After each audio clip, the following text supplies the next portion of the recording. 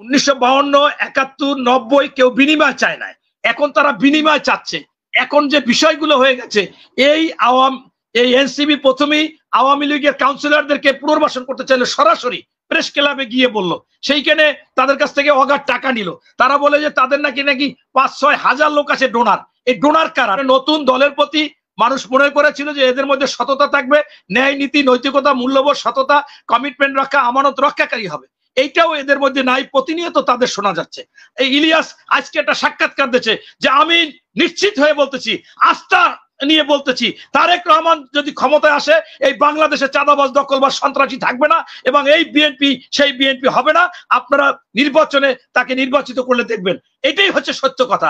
যে যা ইনিয়ে বিনিয়ে বলতে চান, বাংলাদেশে জনপ্রিয় নেতা হচ্ছে তারেক রহমান এবং তারেক রহমানের কাছে এই বাংলাদেশ নিরাপদ এবং নিরাপদ থাকবে ইনশাআল্লাহ। আমি বলবো যে গতকালকের যে আমি হাসিনুর রহমান ভাই ছিলেন, কালকে আমাদের যারা একটু ভুক্তভোগী এই আওয়ামী থেকে বা আমরা সাহসী বক্তৃতা দিয়েছি, কথা বলেছি, এদেরকে নিয়ে যারা শহীদ হয়েছে তাদেরকে নিয়ে এবং রাজনৈতিক দলের বড় বড় নেতাদের নিয়ে কালকে আমাদের সবচাইতে বাংলাদেশকে নিয়ে যিনি এই উজ্জীবিত করেছেন সেই সাংবাদিক ইলিয়াস সাহেব, তিনি বাংলা যে করেছেন একটা অনলাইন পোর্টাল, হ্যাঁ, এডিশন উদ্বোধন করেছেন, সেইখানে তাদেরকে নিয়েছিলেন এবং সেখানে অনেক কথা হচ্ছে।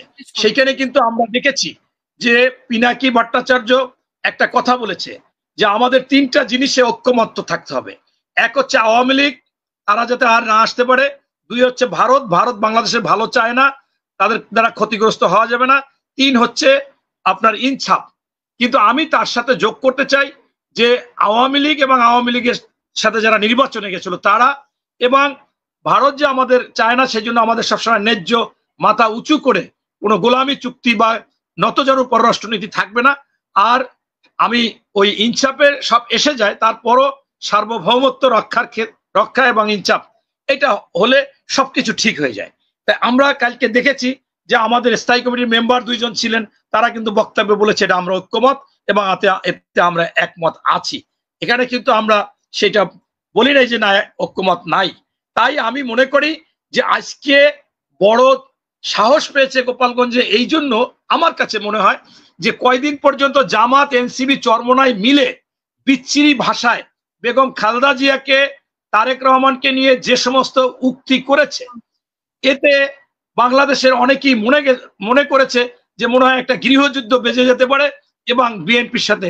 আমাদের ভারপ্রাপ্ত চেয়ারম্যান মহোদয় তারেক রহমান বলছে যে আপনারা মাথা ঠান্ডা রাখেন, প্রতিবাদ করেন, বিক্ষোভ করেন, কিন্তু কোথাও কোনো হাঙ্গামা কোনো কিছু করা দরকার নাই, আইন কখনো হাতে তুলে নেবেন না।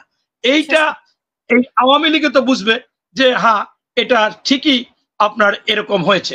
তাই আমি মনে করি যে এই আওয়ামী লীগ এই সাহসটা পেয়েছে। আমি আপনাদেরকে বলতে চাই যে সবচাইতে বড় ব্যাপার আরো সামনে আছে। আপনারা জানেন যে 1952, 71, 90 কেউ বিনিময় চায় না, এখন তারা বিনিময় চাচ্ছে। এখন যে বিষয়গুলো হয়ে গেছে, এই এনসিবি প্রথমেই আওয়ামী লীগের কাউন্সিলরদেরকে পুনর্বাসন করতে চাইলে সরাসরি প্রেস ক্লাবে গিয়ে বলল, সেইখানে তাদের কাছ থেকে অগাধ টাকা নিল। তারা বলে যে তাদের নাকি 5-6 হাজার লোক আছে ডোনার। এই ডোনার কারা? ডোনার তো অবৈধ অর্জন করছে যারা, অবৈধ পয়সা খুনি হাসিনার সময়, যেমন বসুন্ধরা জামাত গেল প্রথম, এরপর এনসিবি, এরপর বিএনপির 2-4 জন নেতা ওখানে ঢুকে গেছে। এই যে বিষয়, এরাই তো টাকা পয়সা দেয়। অতএব আপনার এখানে কয়দিন পর এমনও হতে পারে, আপনারা দেখেছেন যে কালকে ওখানে এই যে ছবিটা দেখেন, কালকে ওখানে 2টা ছেলে বসা, এরা কারা? এরা হচ্ছে এই আওয়ামী লীগের লোক, এনসিবির ইতে যাইয়ে বসছে, এরাই কিন্তু ভাঙচুর করছে। তাই আমি মনে করি যে 50%-এর বেশি এই এনসিবিতে আওয়ামী লীগের লোকজন নিছে, অন্য দলও নিচ্ছে, বিএনপি জামাত সবাই নিচ্ছে। এখন হয়তোবা কোনটা খারাপ লোকগুলো কোথায় যাচ্ছে কি, এই জন্য এদের বিপদ আরো হবে। আমরা যদি আওয়ামী বিরুদ্ধে এক থাকি, ঐক্যমত থাকি, তাদেরকে কোনো দলে নেওয়া যাবে না, তারা ভোটার থাকুক, কিন্তু তাদেরকে আমরা নিচ্ছি। এবং সবচেয়ে দুঃখজনক হচ্ছে বর্তমান সরকার এমনকি শহীদদের এখনো পর্যন্ত তালিকা করে নাই। এই নুরুল কবিরকে দেখলাম যমুনা টিভিতে বলল, এবং আহতদের তালিকা করে নেয়।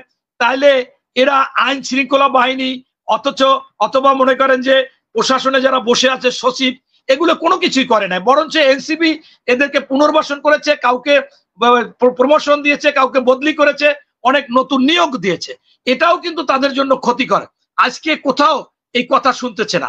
এবং বিশেষ করে আপনার নতুন দলের প্রতি মানুষ মনে করেছিল যে এদের মধ্যে সততা থাকবে, ন্যায় নীতি নৈতিকতা মূল্যবোধ সততা কমিটমেন্ট রক্ষা আমানত রক্ষাকারী হবে, এইটাও এদের মধ্যে নাই। প্রতিনিয়ত তাদের শোনা যাচ্ছে। আমাকে এই আফসারি ভাই বলল যে 4000 5000 বহিষ্কার করছে। আজকে আমি কালবেলা এরপর আপনার পত্রিকায় 4টে শেয়ার করেছি, আমি দেখতে চাইলে দেখাবো। এই জামাতের লোক হাতে নাতে ধরেছে, চাঁদার জন্য করেছে, এইটা এগুলো করেছে, তারা হয়তো বহিষ্কার করে। আমি শেষ করি না, আমি বলি যে তারা হয়তো বহিষ্কার করে না, আমরা বহিষ্কার করি বিদায় আমার কাছ থেকে আমার মতো লোক, জামাতের আল রাজি হাসপাতালের চেয়ারম্যান, জামাতের আমির একটা জায়গায়, এবং রোকন, সে আমার কাছে প্রতারণা করে 14 লাখ টাকা নেছে, ওইখানে ডাইরেক্টর বানাবে, যাই দেখি যে সেখানে কোনো কিছু লাভ হবে না। এরকম আরো একজনকে 2জনকে করছে। আপনার এরকম প্রতারণা তারাও করতেছে। আমরা হয়তো বড় দল, আমাদেরটা দেখায় বেশি, এরকম কিন্তু সারা জায়গায় হচ্ছে না, সেইটা আপনি বলতে পারবেন না। তাই আমি মনে করি যে আপনার সকল দলকে হতে হবে। আপনি একটা দলকে, আমাদের দলটা বড় দলে 5000 হতে পারে, আমি অস্বীকার করি না, এজন্য আমরা দুঃখিত লজ্জিত।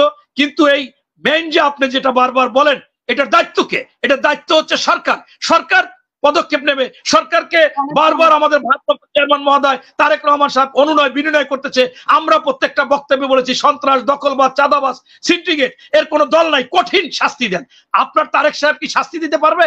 তারেক সাহেব সে যদি ক্ষমতায় থাকে, নির্বাচন হোক, নির্বাচনের পরে আপনি দেখেন এই ইলিয়াস আজকে একটা সাক্ষাৎকার দিয়েছে যে আমি নিশ্চিত হয়ে বলতেছি, আস্থা নিয়ে বলতেছি, তারেক রহমান যদি ক্ষমতায় আসে এই বাংলাদেশে চাঁদাবাজ, দখলবাজ, সন্ত্রাসী থাকবে না, এবং এই বিএনপি সেই বিএনপি হবে না। আপনারা নির্বাচনে তাকে নির্বাচিত করলে দেখবেন। এটাই হচ্ছে সত্য কথা।